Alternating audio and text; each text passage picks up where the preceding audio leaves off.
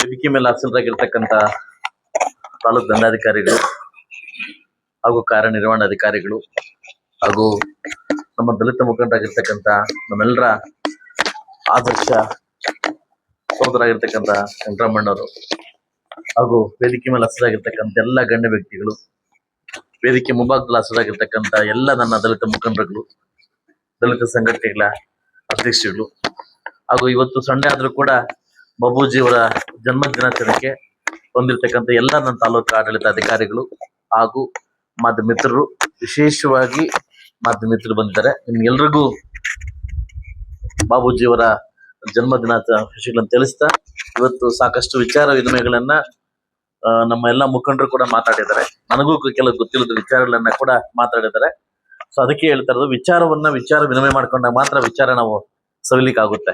So ಅದರಿಂದ ಬಹುಶಃ doctor ಬಾಬಾ ಅಂಬೇಡ್ಕರ್ ಅವರು ಮತ್ತು ಬಾಬೂಜಿ ಅವರು ಭಾರತ ದೇಶಕ್ಕೆ, ದಲಿತ ವರ್ಗಕ್ಕೆ ಎರಡು ಕಣ್ಣಿದ್ದಂಗೆ ಅಂತ ಎಲ್ಲಾ ಕಡೆ ಹೇಳ್ತಾ ಇರ್ತಾರೆ. ಬಹುಶಃ ಇದೇ ಜಾತಿಗೆ ಮಾತ್ರ ಸೀಮಿತ ಆಗಿದ್ರ ಒಂದ್ಸಲ ಪ್ರಶ್ನೆ ಆಗ್ತದೆ. ಅವರು ಇದೇ ಜಾತಿಗೆ ಮಾತ್ರ ಸೀಮಿತ ಆಗ್ಬಿಟ್ಟಿದ್ರ ಅವರು, ಬರೀ ದಲಿತರು ಮಾತ್ರ ಇವ್ರು ಆಚರಣೆ ಮಾಡ್ಬೇಕಾ, ನಿರ್ಮಾಚರಣೆ ಮಾಡ್ಬೇಕಾ? ಬಟ್ ಅಲ್ಲ, ಅದೇನಾಗದೆ ನಮ್ಗೆ ಹುಂಗೋದು, ನಮ್ಮ ಜಾತಿಯಲ್ಲಿ ಹುಟ್ಟಿರ್ತಕ್ಕಂಥವ್ರನ್ನು ಹುಂಗನ್ನ ನಾವು ಬೆಳೆಸ್ಕೊಂಡ್ಬಿಟ್ಟಿದ್ವಿ. ಏನಂದ್ರೆ ಇವ್ ನಮ್ಮ ಜಾತಿಯವರು ಹುಂಗನ್ ಬೆಳೆ. ಆದ್ರೆ ಇಡೀ ಪ್ರಪಂಚದಲ್ಲಿ ಬಾಬೂಜಿ ಅವರು ಕೊಟ್ಟಿರ್ತಕ್ಕಂಥ ಕೊಡುಗೆ, ಡಾಕ್ಟರ್ ಬಾಬಾ ಸಾಹೇಬ್ ಅಂಬೇಡ್ಕರ್ ಕೊಡ್ತಕ್ಕಂಥ ಕೊಡುಗೆ ಇಡೀ ಯೂನಿವರ್ಸಲ್, ಎಲ್ಲಾ ಜಾತಿ ಕೂಡ ಸಂಬಂಧಪಟ್ಟಿರ್ತಕ್ಕಂಥ ಎರಡು ಕಣ್ಣುಗಳಿವೆ. ಬಟ್ ಆದ್ರೆ ಏನಾಗಿದೆ ಅಂದ್ರೆ ಬರ್ತಾ ಕ್ರಮೇಣವ ರಾಜಕೀಯ ಉದ್ದೇಶದಿಂದ, ರಾಜಕೀಯ ತೇವಲಿಗೋಸ್ಕರ ಏನ್ ಮಾಡಿದ್ವಿ, ಇವ್ ನಮ್ಮೋರು ಅಂತ ಪಟ್ಟ ಕಟ್ಕೊಂಡ್ಬಿಟ್ಟಿದ್ವಿ. ಈ ಪಟ್ಟನ ಇವತ್ತು ಬಿಟ್ಟು ಇಡೀ ಪ್ರಚಾರಕ್ಕೆ ನಾವು ಹೋಗ್ತೀವಿ, ಯೂನಿವರ್ಸಿಟಿಗೆ ಹೋಗ್ತೀವಿ, ಅವು ನಮಗೂ ಬರೆಯ ಸಿಗುತ್ತೆ, ಅವ್ರಿಗೂ ಒಂದು ಉತ್ತೇಜನ ಸಿಗುತ್ತೆ. ಸೊ ಅದರಿಂದ ಬಹುಶಃ ನಾನು ಓದಿರ್ತಕ್ಕಂಥ ಎರಡು ಬುಕ್ಗಳಲ್ಲಿ ನಾವೇನು ಬರೀ ಓದಿರೋದಷ್ಟೇ, ಕೇಳಿದಷ್ಟೇ, ನೋಡಿಲ್ಲ. ಯಾಕಂದ್ರೆ ಆ ವಯಸ್ಸನ್ನು ನಾವು ಹುಟ್ಟಿಲ್ಲ ಇನ್ನು. ಆ ಸಂದರ್ಭಕ್ಕೆ ಬಂದಾಗ ಡಾಕ್ಟರ್ ಬಾಬಾ ಸಾಹೇಬ್ ಅಂಬೇಡ್ಕರ್ ಅವರು ಮತ್ತು ಬಾಬೂಜಿ ಅವರು ಇಬ್ರು ಹೋಲಿಕೆ ಮಾಡಿದಾಗ ರಾಜಕೀಯ ಇಚ್ಛಾಶಕ್ತಿಯಿಂದ ಯಾವತ್ತೋ ಎಲ್ಲೋ ಒಂದು ಕಡೆ ಕಾಂಗ್ರೆಸ್ನವರು ಬಾಬೂಜಿ ಅವರಿಗೆ ಹೆಚ್ಚು ಒತ್ತು ಕೊಟ್ಟು ನಮ್ಮ ಅಂಬೇಡ್ಕರ್ ಅವರಿಗೆ ಏನು ಎಪ್ಪಸಕ್ಕೆ ತುಳಿದ್ರು ಒಂದು ಬುಕ್ ಅನ್ನ ಓದಿದ್ದೀನಿ. ಯಾಕಂದ್ರೆ ಇವರು ಒಂದು MP ವಿಚಾರದಲ್ಲಿರ್ಬೋದು, ಎಲೆಕ್ಷನ್ ವಿಚಾರದಲ್ಲಿರ್ಬೋದು, ಮಿನಿಸ್ಟರ್ ವಿಚಾರದಲ್ಲಿರ್ಬೋದು, ಇವರಿಗೆ ಹೆಚ್ಚು ಒತ್ತು ಕೊಟ್ಟು, ಇವರಿಗೆ ಅವಕಾಶವನ್ನು ಕೊಟ್ಟು ಎಲ್ಲ ಒಂದು ಕಡೆ ಇವ್ರಿಗೆ ಬದಿ ಓದ್ತಿದ್ರು ಅನ್ನೋದು ಇವತ್ತು ನಮ್ಗೆ ನಾನು ಬುಕ್ಕಲ್ಲಿ ಓದಿದ್ದೀನಿ. ನಾನು ಕೇಳಿದಷ್ಟೇ ಓದಷ್ಟೇ. ಅದನ್ನ ಅದು ಒಂದು ರಾಜಕೀಯ ತುಳಿದ ವ್ಯಕ್ತಿ ಅಂತಂದ್ರೆ ಇವರು ಅಂಬೇಡ್ಕರ್ ಅವರು. ಆದ್ರೆ ಇವರ ಕಿರಿಯ ವಯಸ್ಸಿನಲ್ಲಿ ಒಂದು ಕಾರ್ಮಿಕ ಹುದ್ದೆಯನ್ನ ಏನು ಇಲಾಖೆಯನ್ನ ಪಟ್ಟಿದ್ರು. ಇಡೀ ಭಾರತ ದೇಶಕ್ಕೆ ಹಸಿರು ಕ್ರಾಂತಿ ಅಧಿಕಾರ ಅಂತ ಬರೀತಕ್ಕಂಥ ಏಕೈಕ ವ್ಯಕ್ತಿ ಇದ್ರೆ ನಮ್ಮ ಬಾಬೂಜಿ ಅವರು. ಅವ್ರು ಕೊಟ್ಟಿರ್ತಕ್ಕಂಥ ಕೆಲವು 3 ಪೋಸ್ಟ್ಗಳಲ್ಲಿ ಅತಿ ಹೆಚ್ಚಾಗಿ ನಿಭಾಯಿಸ್ತಕ್ಕಂಥ ಪೋಸ್ಟ್ ಅಂತಂದ್ರೆ ಒಂದು ಕಾರ್ಮಿಕ ಪೋಸ್ಟ್, 2 ರಕ್ಷಣಾ ಪೋಸ್ಟ್. ಯಾಕಂದ್ರೆ ಅವರು ಆ ಕಿರಿಯ ವಯಸ್ಸಿನಲ್ಲೇ ಆ ಅಸ್ಪೃಶ್ಯತೆಯನ್ನ ಅದು ಏನು ತೊಗೊಳ್ಳಿಕ್ಕೆ ಏನು ಅವಕಾಶವನ್ನು ಮಾಡಿಕೊಟ್ಟಿದ್ದಾರೆ, ಖಂಡಿತವಾಗ್ಲೂ ಅವ್ರಿಗೆ ಸಲ್ಲಬೇಕಾಗುತ್ತೆ. ಆ ಜನಾಂಗದವರು, ನಾವುಗಳಾಗಿರ್ಬೋದು, ಯಾರೇ ಆಗಿರ್ಬೋದು, ಅವ್ರು ಬಿಟ್ಟೋಗಿರ್ತಕ್ಕಂಥ ಆದರ್ಶಗಳನ್ನ ನಾವು ಪಾಲಿಸ್ಬೇಕು ಹೊರತು ಅವ್ರು ನಮ್ಮವ್ರು ಅಂತ ಎತ್ಕಟ್ಟಿ ನಾವು ಯಾವತ್ತು ಯೂನಿವರ್ಸಲ್ ಆಗೋದು ನಾವು ತಪ್ಸಕ್ ಹೋಗ್ಬಾರ್ದು. ಯಾಕಂದ್ರೆ ನಾವು ಇಡೀ ಆ ಎರಡು ಕಣ್ಣು ಭಾರತ ದೇಶಕ್ಕೆ ಎಲ್ಲ ಒಂದು ಕಡೆ ನಿಮ್ ಕಡೆ ಅಬ್ಸರ್ವ್ ಮಾಡ್ಬೇಕಂದ್ರೆ ನಾನು ಒಬ್ಬರ ಮಾಧ್ಯಮ ಹತ್ರ ಹೇಳ್ತೀನಿ, 7 ವರ್ಷ ಬಿಟ್ರೆ ಈ ಭಾರತ ದೇಶವನ್ನು 7 ವರ್ಷ ಬಿಟ್ರೆ, 6 ವರ್ಷ ಬಿಟ್ರೆ ಇನ್ನೆಲ್ಲ ಆಳಿದ್ದು ಭಾರತ ದೇಶದಲ್ಲಿ ನಾರ್ತ್ ಇಂಡಿಯಾವ್ರೆ. ಇವತ್ತು ಆಡ್ತಾರೆ ನಾರ್ತ್ ಇಂಡಿಯಾದವ್ರೆ. ಇವತ್ತೆಲ್ಲ ಒಂದ್ ಕಡೆ ಸೌತ್ ಇಂಡಿಯಾವ್ರು ನಾವು ಕಾಲ್ ತುಳು ಒಳಗಾಗ್ತೇವೆ ರಾಜಕೀಯದಲ್ಲಿ. 1 ವರ್ಷ ಪ್ರಧಾನ ಮಂತ್ರಿಗಳು ಯಾರು ನಮ್ಮ ದೇವೇಗೌಡರು, 5 ವರ್ಷ PV ನರಸಿಂಹರಾವ್ ಅವರು. ಇವರು 6 ವರ್ಷ ಬಿಟ್ರೆ ಇನ್ನು ಎಲ್ಲಾರ ಬರಲಿ ಎಲ್ಲೋದೆ ಡೆಲ್ಲಿಗೆ ಹೋದೆ. ಇವತ್ತು ಕೂಡ ಅದೇ ನಡೀತಾ ಇದೆ. ಇವತ್ತು ಬೆಳಗ್ಗೆ ಒಂದು ಆರ್ಟಿಕಲ್ ಓದ್ದೆ ನಾನು. ಬೆಳಗ್ಗೆ ಬರ್ಬೇಕಾದ ಒಂದು ಆರ್ಟಿಕಲ್ ಓದಿ ಬಂದೆ. ಕ್ಷೇತ್ರ ಪುನರ್ವಿಂಗಡಣೆ ಆಗ್ತಾ ಇದೆ, ದೇಶ ಪುನರ್ವಿಂಗಡಣೆ ಆಗ್ತಾ ಇದೆ. ಯಾಕೆ ಅಂತಂದ್ರೆ ಒಂದು ವಿಷಯಕ್ಕೆ ಮಾಡಿ, ಸುಮಾರು ಇವತ್ತು ಒಂದು ಪ್ರಧಾನ ಮಂತ್ರಿ ಆಗ್ಬೇಕು ಅಂತಂದ್ರೆ ಇವತ್ತು ಮೋಸ್ಟ್ ಇಂಪಾರ್ಟೆಂಟ್ ಅಂದ್ರೆ ಸೌತ್ ಇಂಡಿಯಾ ಓಟ್ಸೇ ಬೇಕಾಗಿತ್ತು. ಅವ್ರಿಗೆ ಇಂಪಾರ್ಟೆಂಟ್ ಸೌತ್ ಇಂಡಿಯಾ MPs ಬೇಕಾಗಿದ್ದು, ಡಿಸಿಷನ್ ಮೇಕರ್ಸ್ ಬೇಕಾಗಿದ್ದು. ಇದನ್ನ ತಪ್ಪಿಸ್ಲಿಕ್ಕೆ ಇವತ್ತು ನಾರ್ತ್ ಇಂಡಿಯಾ ಅವರೇ ನಾವು ಪ್ರಬಲವಾಗಿ ಆಗ್ಬೇಕು ಅನ್ನೋ ಕಾರಣಕ್ಕೋಸ್ಕರವಾಗಿ ಇವತ್ತು ಕ್ಷೇತ್ರ ಮತ್ತು ದೇಶ ಪುನರ್ವಿಂಗಡಣೆ 14 ತಾರೀಕು ಮೀಟಿಂಗ್ ಕರೆದವ್ರು. ಅದೇ ರೀತಿ ನಮ್ಮ ಕರ್ನಾಟಕ ರಾಜ್ಯದಲ್ಲಿ 224 ಕ್ಷೇತ್ರವನ್ನ 336 ಕ್ಷೇತ್ರವಾಗಿ ಮಾಡ್ತಾವೆ. ಅದರಲ್ಲಿ ಮಹಿಳೆಗಳನ್ನ 104 ಜನ ಮಹಿಳೆಗಳು ಮಾಡ್ಬೇಕನ್ನೋ ಕಾರಣಕ್ಕೋಸ್ಕರ ಇದೇ ತಿಂಗಳ 14ನೇ ತಾರೀಕು ಸಂಸತ್ತನ್ನು ಮತ್ತು ಪುನರ್ವಿಂಗಡಣೆ ಮಾಡಿ ಇವತ್ತು ಅಪ್ರೋಚ್ ತಗೊಂತಾ ಇದ್ದಾರೆ. ಇದೇ 14ನೇ ತಾರೀಕು.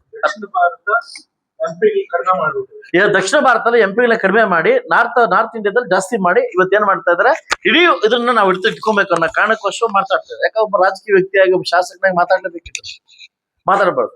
ಏನಕ್ಕೆ ಬೇಕು ಪುನರ್ವಿಂಗಡಣೆ ಅಂತ ಬಂದಾಗ ರಾಜಕೀಯ ತೇವಲಿಗೋಸ್ಕರ. ಸೊ ಅದರಿಂದ ನಮ್ಮ ಜಾತಿಗಳನ್ನ ನಾನು ಒಂದೇ ಹೇಳೋದು, ನಮ್ಮ ಜಾತಿಗಳನ್ನ ನಾವಿನ್ನು ಆ ಜಾತಿ ಈ ಜಾತಿಯನ್ನ ಬರಲು ನಮ್ಮ ಜಾತಿಯಲ್ಲಿ ಹುಟ್ಟಿರ್ತಕ್ಕಂಥ ಮಕ್ಕಳನ್ನ IAS ಅಧಿಕಾರಿಗಳು ಯಾವತ್ತು ಮಾಡ್ತೀವಿ, ನಮ್ಮ ಮಕ್ಕಳನ್ನ ಯಾವತ್ತು ತಹಸೀಲ್ದಾರ್ನ ಮಾಡ್ತೀವಿ, ನಮ್ಮ ಮಕ್ಕಳನ್ನ AC ಯಾವತ್ತು ಮಾಡ್ತೀವಿ, ಅಸ್ಪೃಶ್ಯತೆ ಅವತ್ತು ಹೋಗ್ಲಿಕ್ಕೆ ಕಡಿವಾಣ ಆಗ್ತಾ ಇದೆ. ಹಿಂಗ ಮಾವೋಡ್ರ ವಾರ್ಡ್ ಮಾವೋಡ್ರ ಅನ್ಕೊಂಡು ಹೋಗ್ತಾರೆ. ಇಡೀ ಇನ್ನು ತುಳಿಲಿಕ್ಕೆ ಜಾಸ್ತಿ ಆಗ್ತದೆ. ಯಾಕಂದ್ರೆ ನಾನು ಮುಕ್ತ ಮಾತಾಡ್ತಕ್ಕಂಥ ಮಾತು. ಈಗ ತಾನ ಯಾರೋ ಹೇಳ್ತಾ ಇದ್ರು ನಮಗೆ ಭವನ ಇಲ್ಲ ಅಂತ ಹೇಳ್ತಾರೆ. ನೀವು ಹೇಳಕ್ಕಿಂತ ಮುಂಚೆ ನಾನೇ ಹೋಗಿ 75 ಲಕ್ಷ ರೂಪಾಯಿ ಅಮೌಂಟ್ ನ ಬಿಡುಗಡೆ ಮಾಡ್ಕೊಂಡ್ಬಂದು ಜಾಗವನ್ನ ಕೊಟ್ಟಿರ್ತಕ್ಕಂಥದ್ದು ಅವನಿದಲ್ಲಿ ಭವನ ಮಾಡ್ತಾ ಇದ್ದೆ. ನಮ್ಮ ಬಾಬೂಜಿ ಅವರ ಭವನ ಮಾಡ್ತಾ ಇದ್ದೆ. ಎಲ್ಲೋ ಒಂದು ಕಡೆ ನನಗೆ ನೋವಾಯ್ತು. ಏನಂತಂದ್ರೆ ಸಾಕಾಗ್ತಾ ಇಲ್ಲ ಅಂತ ನೋವಾಯ್ತು. ಈ ಸಂದರ್ಭದಲ್ಲಿ ಹೇಳ್ತಿರ್ತೀನಿ, ಆ ಜಾಗವನ್ನ 30 ಗುಂಟೆ 35 ಗುಂಟೆ ಶಿಫ್ಟ್ ಮಾಡಿ ಚಿಕ್ಕ ಭವನವನ್ನ ಚೌಲ್ಟ್ರ್ಯಾಕ್ ಕನ್ವರ್ಟ್ ಮಾಡಿ ನಾನು ಮತ್ತು KH ಮುನಿಯಪ್ಪ ರಾತ್ರಿ ಮಾತಾಡಿದ್ದೀನಿ. ಅವರ ಅನುದಾನದಲ್ಲಿ ನನ್ನ ಅನುದಾನ ಇನ್ನೂ ಸ್ವಲ್ಪ 1.5 ಕೋಟಿ ಜಾಸ್ತಿ ಹಾಕಿ 2.25 ಕೋಟಿಯಲ್ಲಿ ಒಂದು ಬಾಬೂಜಿ ಅವರ ಭವನ ಕೊಟ್ಟಿರ್ತಕ್ಕಂಥ ಭವನವನ್ನು ನಿರ್ಮಾಣ ಮಾಡ್ಲಿಕ್ಕೆ ನಾನು ಇವತ್ತು ಮಾತು ಕೊಡ್ತಾ ಇದ್ದೀನಿ ನಿಮ್ಗೆ. 75 ಲಕ್ಷ ಮಾತ್ರ ಹಾಕೊಂಡ್ ಬಂದಿದ್ದೀನಿ. ಸೊ ಮಿಕ್ಕಿದ ಉಳಿತಾಯವನ್ನ ಕೂಡ ನಾನು ಸಮಾಜ ಕಲ್ಯಾಣ ಇಲಾಖೆ ಸಚಿವರ ಹತ್ರ ಮಾತಾಡಿ, KH ಮುನಿಯಪ್ಪ ಸಚಿವರ ಹತ್ರ ಮಾತಾಡಿ ಇದನ್ನ ಮಾಡ್ತಕ್ಕಂಥ ಜವಾಬ್ದಾರಿಯನ್ನು ನಾನು ಹೊತ್ಕೊಂತೀನಿ.